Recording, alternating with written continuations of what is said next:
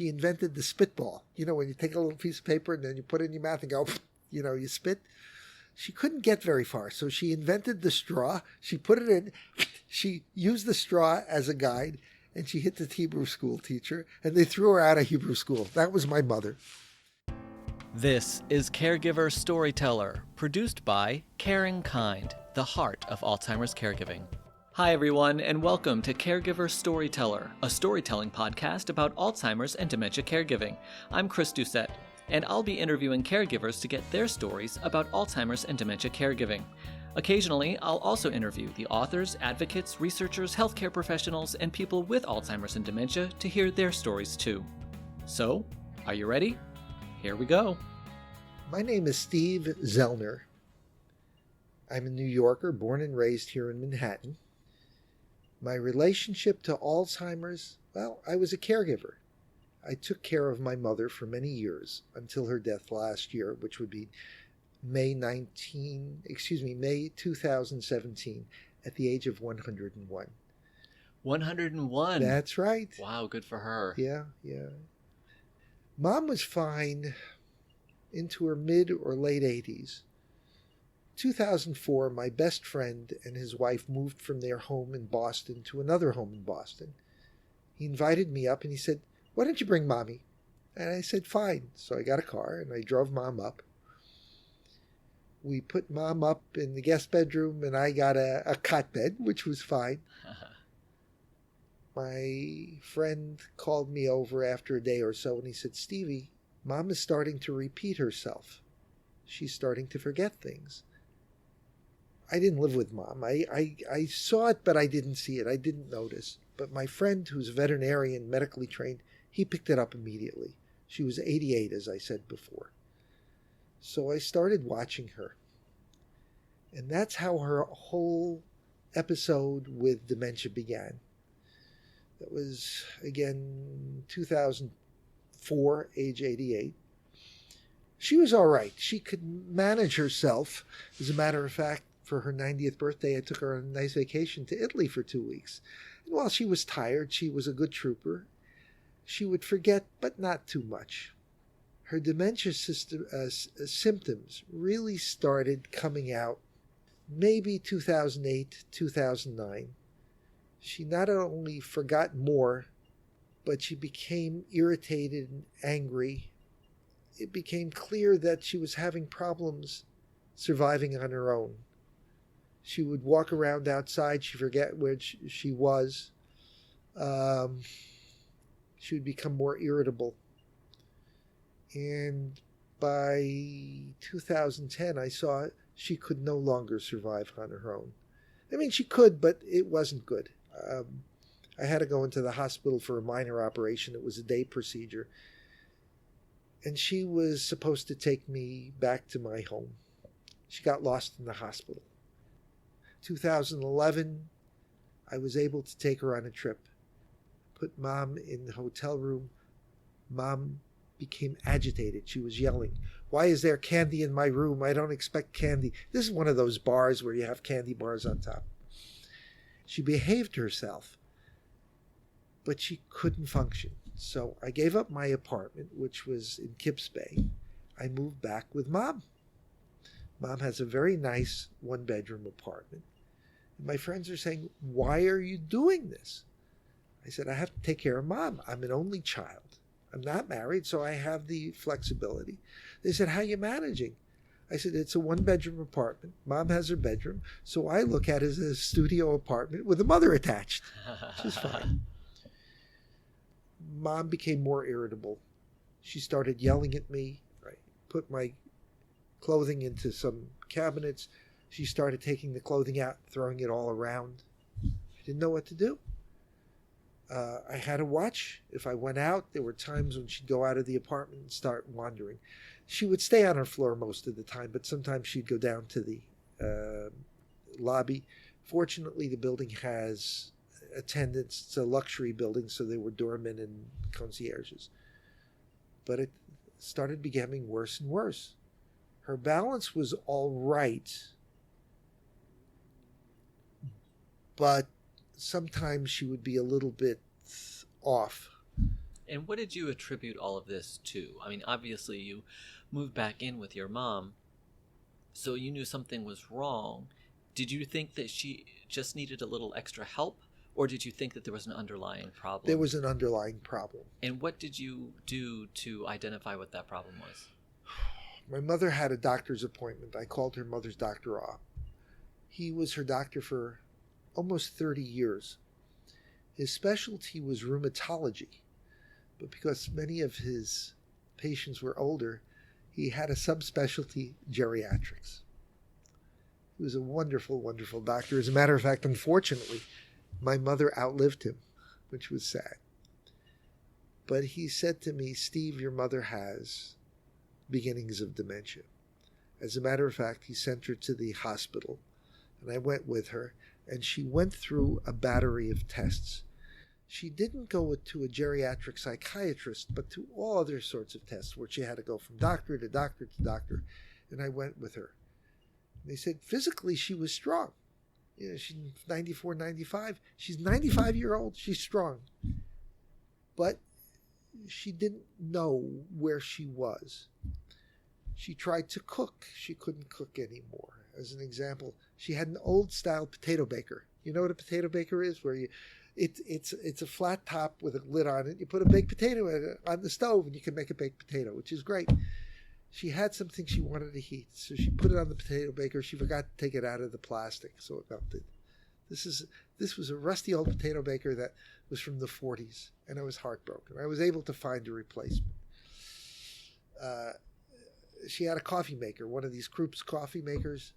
She broke the what do you call it? The coffee jar. She yelled at me. I had to go and buy a replacement coffee jar. She did this. She yelled at me. I had to do that. What am I going to do? Yell it back at mom? She's mommy. You know, I want to keep her around. But anyway, so physically she was strong. Her balance wasn't great, but she was starting to lose her scruples. I really couldn't go anywhere. I had to give up work. What did you do for work? I was working on Wall Street. I was financing very smallest of publicly traded companies, but I couldn't work full time. I had to take care of mom. I had to cook. I had to clean. I had to do laundry. After a while, I'd have to bring her into the bathroom. She was in a house dress. I had a chair. I put her in the chair. She would give me her house dress. She'd sit down. She'd take a shower. I got a removable shower head. Then I'd give her the towel. She would dry herself. I'd help her out. I'd put her house dress on. Everything be modest. It's very difficult for a son to work with a mom like that. You're modest. And my mom was extremely modest. It was tough. After 2013, I couldn't have a reasonable discussion with her anymore. She didn't know. She tried to read the paper. I had a subscription to the New York Times. And she would ask me, what does this word mean? And I'd look at a word, a simple word, like and or but, or what does beautiful mean? And I'd have to describe it to her. And she'd say, oh. I was heartbroken. She couldn't fathom. Once in a while, she'd snap back and she'd have a period of lucidity. But for the most part, she didn't. And her strength began to ebb a little bit. She began to experience hallucinations. I'd cook for her. I'd sit her down at the table. We'd eat. And she said, can I speak to the little boy next to you? And I'd say, what little boy? There's no little boy, which was a mistake. You have to work with the patient that way. I didn't realize. That little boy. And I said, Mom, I don't think he's here anymore. Oh, maybe he went home. I said, maybe his mommy wanted him to go home. I didn't know what to do. Seriously, I didn't know what to do. Toward the end of 13, Mom began to become really angry. She started hitting me. She was still strong, and she would hit me. She would slap me on the back. Slap, slap, slap. I let it go. What was I going to do? But in early 2014, she had a cane that she needed. She started hitting me with the cane. It hurt. I'd grab the cane. I wouldn't do anything else. I didn't want Mom to fall. But on or around Valentine's Day of 2014, to the best of my memory, I was hit on the left side of my head about 2 inches above my ear. Whack, whack, whack, and I think she hit me with the cane. You could be in danger with a patient who's violent. Well, day afterwards, I started feeling woozy, and it got worse and worse over the week. So a week later, I couldn't stand the pain anymore. Mom was tired. She was in bed. And I said, Mom, I have to go to my doctor. I don't know what's going to be. The doctor wasn't there. He sent me to an ear, nose, and throat doctor because I thought it was my sinuses. And he said, it's not your sinuses. Can you get to the emergency room? They took a CAT scan. They said, you're undergoing neurosurgery. I called my mother. I called my best friend. I called the people in the house. And evidently I was calling them and calling them. I had to have a repair for something called a subdural hematoma, where a blood vessel between the brain and the skull breaks and there's a collection of blood. It can be a fatal injury. It's a very serious brain injury. Fortunately, the repair was good, and I got up early the next morning. And the doctor comes in, a young doctor, and I look at him. I said, you know, it's 10 after 7 in the morning. Do you know what day it is? And he said, no. I said, do you know what the square root of 3 is? And he said, no. I said, it's 1.732. It's Washington's birthday. Today is Washington's birthday. And he starts laughing. He says, you're going to be okay. Turns out they thought I had a stroke on the operating table. Fortunately, I didn't, if you can imagine. I was in the hospital for 5 days. I was worried about Mom. The hospital social worker arranged for in-home health care, which was not inexpensive. For you or for your mom? For me, I had to pay for it. And the fellas in the house did some shopping, and some of the neighbors came up. I came home, and my insurance paid for an in-home health aid for me for a while. I had some memory loss. And while I was there, I had to look after Mom. The worst part of it is I come home, I walk in the house, my mom is there with a cane waiting to hit me on the head again. Wow. I took the cane out of her hand, I put it where she couldn't find it, and I gave her a walker. She had a 3-point walker, a tricycle walker. And from 2014 to the time she couldn't walk, she used that tricycle walker, and then a wheelchair. It was all downhill from 2014. She could walk. I still was able to get her out, take a short walk around the block.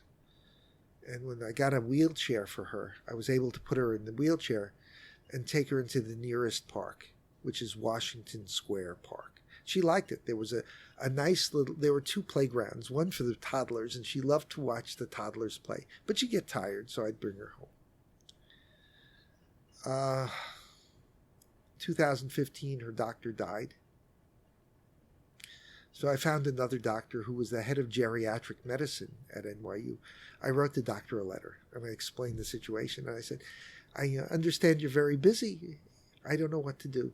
She took my mom on as a patient. She was a wonderful doctor, and she remains a wonderful doctor today. There wasn't any treatment. I asked, were there any kind of chemicals to calm my mom down? We tried a couple of chemicals. They made things worse. They don't know how to treat this kind of violent behavior. So I was on guard. By 2015, I couldn't handle her anymore. Mm-hmm. I didn't know what to do. My friend Jeff shouted at me. He said, Steve, don't be a hero. You can't do it alone anymore. He said, go to CaringKind. They'll help you. I was frightened. I didn't want to bother anybody. I prided myself. We're a modest family. We always wanted to be self-sufficient. It also sounds like a very guy thing. Men tend not to go to the doctor or take care of themselves, and you try to tough your way through it. You betcha. And is that part of that? Yeah, I think so. There? I think so. But my mom was messing herself, and I had to clean her, and it was embarrassing. And my mom, again, very, very modest woman. Mm-hmm. She had a seizure just before Labor Day of 2016. She couldn't walk anymore, so I had to lift her on and off the bed. The home in-home health aide was able to clean her and change her diapers. I was still there to cook for her. I'd say, "How was the meal, Mom?" And she said, "It's delicious." There was a great old performer on Broadway. Her name was Ethel Merman, and she would accentuate her voice. "Delicious, it's marvelous." That was my mom. One time in February of 2017, she was lucid and she said, "Thank you for taking care of me this last part of my life." And I said, "Ma, it's okay. I was dying inside. But what are you going to do? You know, she's mommy." Well, not everybody gets that kind of gratitude. Yeah, and right? I didn't expect it. That's not what you do it for. No, of course not. You just do it.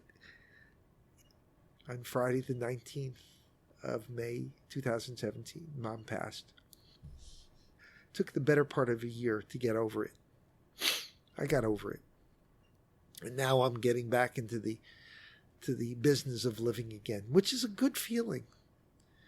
I will tell you, after speaking with other friends who've gone through what I've gone through, nobody is prepared for it.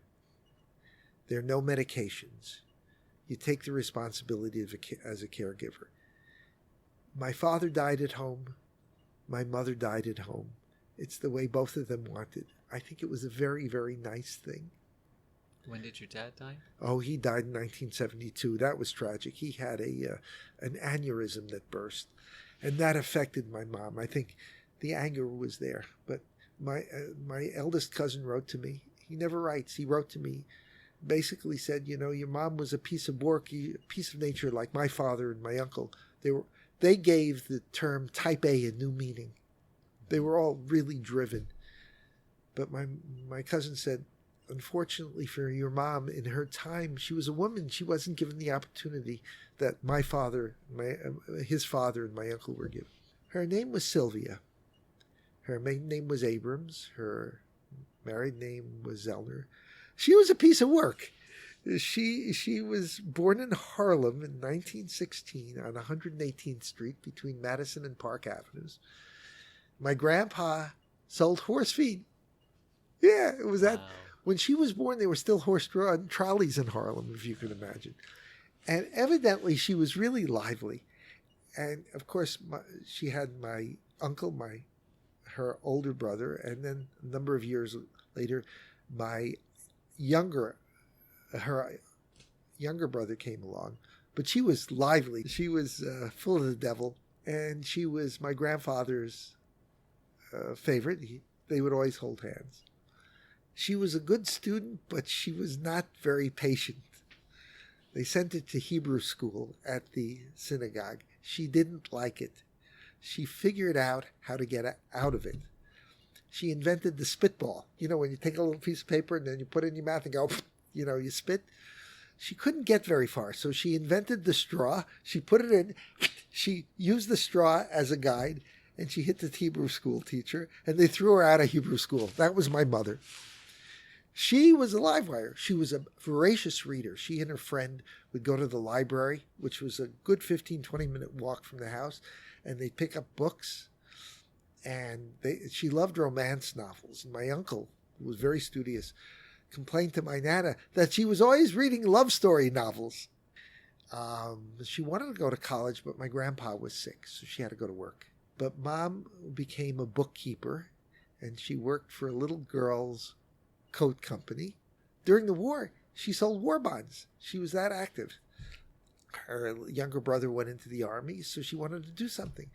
So she sold war bonds at a famous movie house called the Lowe's Paradise Theater, right in the Bronx on the Grand Concourse.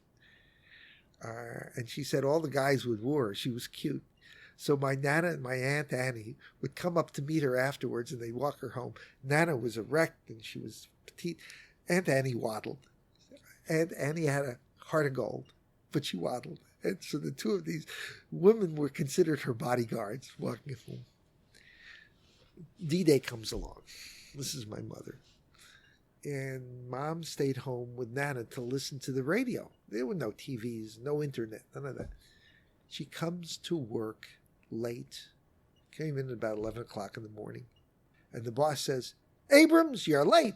And she said, "So-and-so, Mr. So-and-so, I had to listen. My brother's over there." "I don't care. He's supposed to be at work." And she looks at him and says, "F you, I quit." And she said, "Go F yourself, I quit." "Abrams, no, no, no." She walks out. She calls my Uncle Paul, her older brother, who's a very fine attorney. And he says, "Sylvia, I have somebody for you." He's a guy named Sam Kessler. He's a handbag manufacturer. He's over on 33rd Street. His bookkeeper became pregnant. She wants to quit. "You're a bookkeeper. Go see him." So she goes up to see Kessler. She gets the job. And she works for Kessler. Kessler tells her about a guy named Leo who's over in the war in the Pacific right now. And he said, "You know, he'd be good for you. He won't always give you cake, but he'll give you bread." He was a poor boy from the South Bronx. My mother was from more middle class. War's over. A few months later, a young man comes in. It's this guy, Leo. Kessler shuts the factory off, goes into my mother and says, "Sylvie, go down and get some pastries. This guy, Leo's back. He ran the factory. Go get pastries." She goes down. She minds her business. This guy comes into her office and said, "Miss, do you have any aspirins? I have a splitting headache." She gives him the aspirins. They talk. The next day, this guy, Leo, is waiting for her in the vestibule in the lobby. And they were together until my father's death in 1972. You know, Kessler gave up the factory, became a sales rep. So my father worked for somebody else, and he got fired. So he started his own business. It didn't work. And Kessler said, "Look, I have space across from me on West 32nd Street where he had his sales office. Open up the factory. I'll help you. You'll go into business and I'll sell for you." My father had his own business. My mother was there. She did the bookkeeping. She helped him in the factory. And they had the whole Kessler gang together. It was great. It was my family. My father, he'd go in on Saturdays. So I would sweep up and my father would give me a dime or 15 cents. And then he'd take me to the deli and he'd treat me to a pastrami sandwich, which was the best thing in the world. Pastrami sandwich, fries, and root beer. And I was happy. And we'd take the subway home. But the business got bad towards 1970, 71. Imports were coming in. They were undercutting domestic. They were better and they were cheaper. And Dad died in 72. Yeah. Mom went through a succession of jobs. But I remember going downtown with her. We go to a place called Dubrow's Cafeteria, which was a couple of doors down on 7th Avenue in the 30s. It was a cafeteria, which was really neat. You know, a cafeteria, you get your own sandwich and you get your soda and you get this and that. And we'd sit, we'd talk, we have a lot of fun. And then we go to Daddy's and she'd do the payroll. And then we'd go out to have dinner. We'd go to a Chinese restaurant. And then we go up, take a nice walk on 5th Avenue, and we go to a place called Rumpelmeyer's. Rumpelmeyer's was in the Hampshire House Hotel on Central Park South. And we'd have an ice cream sundae. And then we get on the A train and go home. Those were great days with my parents. Mom had it together. She was extremely sharp. She was a great mathematician. She could pick up stuff like anything. So how did she respond to her own diagnosis? She couldn't accept it. I said, "Mom, you're failing." "No, I'm not." I said, "Mom, you don't know." "No, I'm not. I'm fine." I said, "You can't go out." "Yes, I can." "Let's go." She'd get up. She'd go back into bed. Did she know that she was diagnosed with dementia or Alzheimer's? She knew. The doctors never said Alzheimer's. They were suspicious that she did have Alzheimer's. They were suspicious because of her hallucinations that she may have had some dementia with Lewy bodies, Lewy, named after a Dr. Lewy. But it didn't matter. There are no chemical or biological treatments to treat the patients. What's really needed is how do you treat the caregiver and help the caregiver cope so the caregiver can handle the patient. Did you feel any kind of self-consciousness or stigma as a caregiver who's a man? No, not whatsoever. I was an only child. There was nobody else. It was my responsibility. It's not only my responsibility. You know, sometimes you have to. She's mommy. I couldn't abandon my mother. I just couldn't. I will tell you this. 2011, 2012, I couldn't date. My friend said, go on these singles dating websites, right? What am I going to do? I'm not going to be able to date. I go on one called OkCupid. It's free. And I put my photographs on it. But I put down, I said, look, folks, I'm my mother's caregiver. I could have a cup of coffee once in a while. Maybe. Going out to dinner is a stretch, but maybe I could do it. Could I have a real relationship? No. And I answered all kinds of questions about myself. I had fun doing it. It was revealing. It forced me to be honest with myself about who I am. I received many messages back saying, you're a good son, not many men would do this, etc. I never expected that, because there were many women who were there who were caregivers to their mom, but they didn't expect that a son would do it. Sons do it. They care. But I didn't have any stigma about it. You do it. The big problem was not being able to work and bring in money. I had a certain amount of money. Mom had her Social Security in a little bit. It starts going down and starts going down and starts going down and starts going down, and it starts hurting, and it's frightening. If you're a caregiver, you never know how the disease is going to progress. There's an end point, unfortunately. You can call it, in some cases, the light at the end of the tunnel. Some cases, it's the end point, but it's the passing of the patient. You can't prepare yourself for it. I couldn't. I was completely worn out. My friends looked at me. They said, Steve, you're walking around like you've been swatted around. If you are a caregiver, realize you're not alone in this. It's happened to countless caregivers. Find the inner strength. Go to friends. There are other organizations that work with the diseases, but they don't work with the caregivers. They do other things. Hopefully they'll help research, but I've spoken to researchers. I did graduate work at MIT. They have neurosciences, and I have friends who know. And they throw up their hands. As much as they know, they throw up their hands. It's up to you as a caregiver. Find a support network. Come to CaringKind if you're here in New York. They'll help you. There's love here. There's care. They've gone through it. They helped me. I couldn't survive without them.